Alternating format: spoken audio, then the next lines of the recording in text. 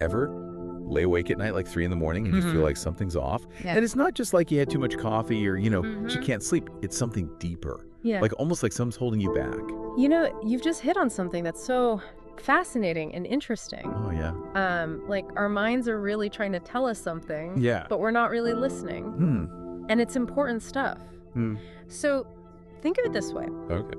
Everyone has these personal demons. But Not literal ones. thankfully, right. No red guys with horns. Okay, good. But these unresolved issues, fears, insecurities that we just can't seem to shake. Okay, so we're not talking about actual supernatural stuff here. No. But this metaphor of demons is a way to understand those internal struggles we all have. It's a powerful way to visualize those things that we try to bury deep down. Right. But they just keep coming back to haunt us. Oh, yeah, me too. Like, you know that voice that whispers, "You're not good enough." The fear of messing up, the envy of someone else's success. Yeah. Those are the demons we're talking about. So not ghosts or goblins, but about facing those parts of ourselves we'd rather avoid. That's it. So give me an example. What kind of things might these demons represent in real life? Let's say you're up for a promotion at work, Okay, yeah. but then this little voice pops up saying, Yeah. "You're gonna fail.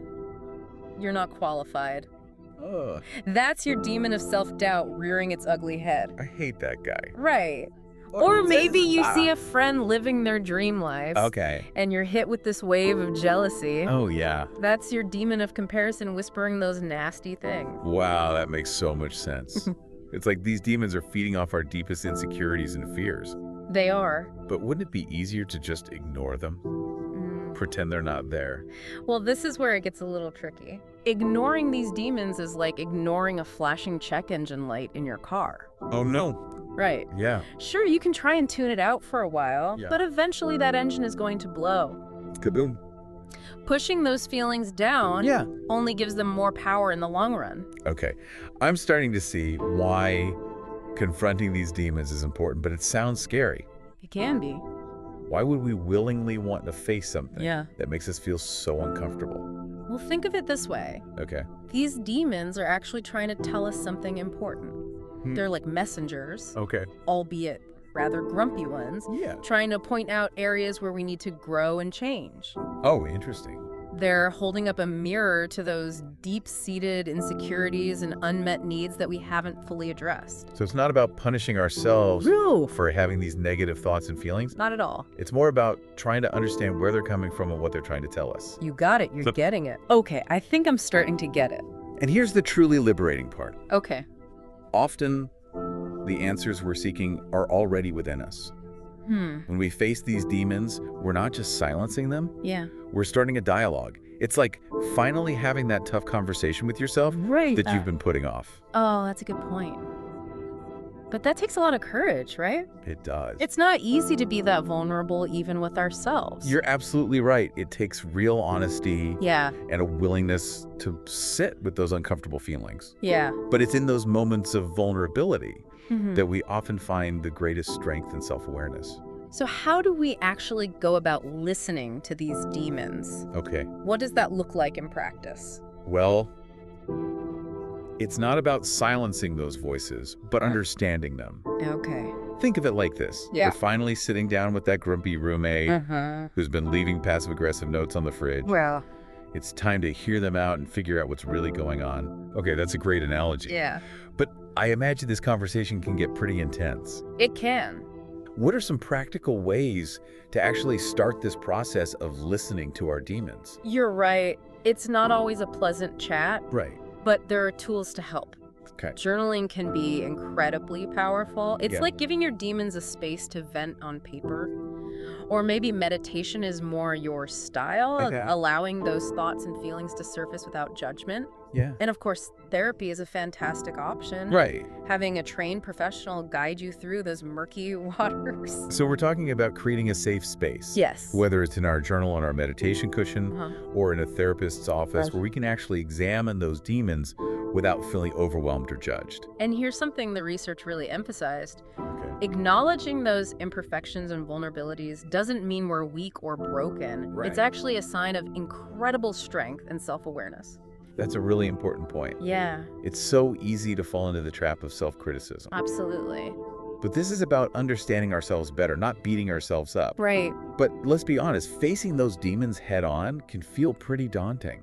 It can be for sure. What happens when those negative thoughts and feelings just seem too overwhelming? Well, it's important to remember this is a journey, not a sprint. Okay, You don't have to conquer all your demons overnight. right. Start small. Maybe choose one specific demon you want to work with Okay. and break it down into manageable steps. So instead of trying to tackle everything at once, Yeah. we focus on one specific fear or insecurity and gradually work towards understanding it better. Precisely. And don't be afraid to ask for support. Yeah. Talking to a trusted friend, joining a support group, or seeking professional guidance Right. can make a world of difference. Remember, you don't have to go through this alone. That's reassuring to hear. It's like having a Sherpa guide you up that intimidating mountain. I like that. But let's get back to these demons for a moment. Earlier, we talked about them being these negative forces holding us back. But could there be another way to look at them? Is there a chance these demons are actually trying to help us in some twisted way? Now you're getting to the heart of it. Okay. What if those negative thoughts and feelings are actually signals? Oh. Like a flashing alarm bell trying to alert us that something needs to change? You mean they're not just tormenting us for fun? Maybe not.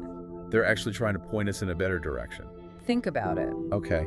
What if that nagging feeling of inadequacy is actually pushing you to develop new skills or step outside your comfort zone? Or maybe that fear of failure is prompting you to plan more carefully and set realistic goals. So it's like those demons are acting as catalysts for growth, Yeah, even if it comes disguised as discomfort or anxiety. exactly. They're holding up a mirror, Okay. albeit a slightly distorted one, Yeah. reflecting those aspects of ourselves that need attention and care. That's a really interesting perspective. But how do we know if we're actually listening to our demons in a productive way? That's a good question. What's the difference between getting stuck in a cycle of negativity Yeah. and actually using those feelings as fuel for positive change? That's the million-dollar question, isn't it? It is. It all comes down to how we choose to respond to those inner voices. Yeah. Are we letting them dictate our actions and keep us stuck in a rut?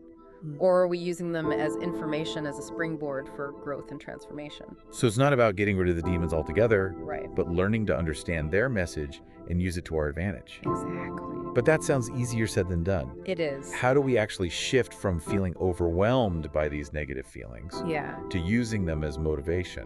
It's about turning inward and asking some tough questions. Okay. What is this specific demon trying to tell me? What need is it highlighting? What action can I take to address this underlying issue? So instead of getting swept away by the fear or insecurity, we pause, we listen, and we try to decipher the message behind the emotion. Yes. It's like we're becoming demon whisperers, translating their cryptic language into actionable insights. I love that analogy. Yeah, It's about becoming a detective of your own inner world. right. And sometimes the answer might be as simple as setting healthier boundaries, Okay. developing a new skill, or having that difficult conversation you've been avoiding. So in a way, those demons are actually pushing us towards a more authentic and fulfilling life, I think so. even if it doesn't feel that way at first. Right. It's like they're saying, hey, pay attention. This is an area where you need to grow. Exactly. And think about this. Okay. When we finally face those demons, Yeah. when we acknowledge those parts of ourselves we've been trying to hide, Right. that's when true freedom and self-acceptance begin to emerge. It's like we're integrating those shadow parts, bringing them into the light and saying, okay, I see you, I hear you, now let's work together. And that's incredibly empowering. It is. It means we're no longer at the mercy of those inner voices. Yeah. We're taking ownership of our story, our growth, and our well-being. This has been such an insightful conversation. It has. But before we wrap up, Okay. what would you say to someone listening who's feeling completely overwhelmed by their personal demons? Someone who's struggling to see the light at the end of the tunnel. First and foremost, I want to say you're not alone. Right. Everyone struggles with these inner battles. Yeah. It's part of the human experience. And please remember, you don't have to face these demons alone. Yeah. Reaching out for support, whether it's from a therapist, a trusted friend, or a support group, Right. is a sign of strength, not weakness. That's such an important reminder. Yeah. It's okay to ask for help. It In is. fact, it's often the bravest and most self-compassionate thing we can do. Absolutely. And I would also say be patient with yourself. Hmm, This is a journey, not a destination. right. There will be ups and downs, moments of courage and moments of doubt. Uh, But with each step you take towards understanding and integrating those demons, yeah. you're moving closer to a more authentic and empowered version of yourself. So to everyone listening, take a moment to reflect. Yeah. What's one demon you've been avoiding? Yeah. What might happen if you finally faced it? Remember, you have the strength and the resources to embark on this journey of self-discovery. And who knows, you might just find that those demons you've been fearing were actually angels in disguise, guiding you towards a more fulfilling and meaningful life.